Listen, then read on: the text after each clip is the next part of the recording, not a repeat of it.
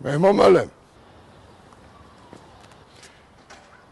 işinizə qarışmaq kimi çıxmasın.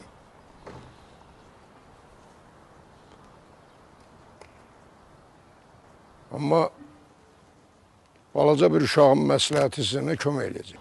Onun məsləhətinə qulaq asmalıyam, çünki oğluma inanıram. Bəlkə də onun dediklərini eləməyəcəm. Amma məsləhətləşməyim onun həyatına təsir edəcək. O, cəmiyyətdə öz fikrini rahat deyəcək, qorxaq olmayacaq.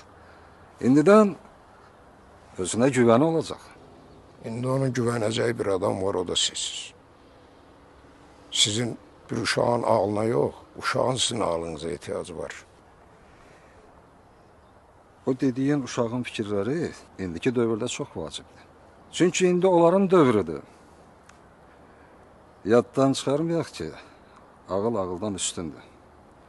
Mənim səhv bildiyimi oğlum düz bilər.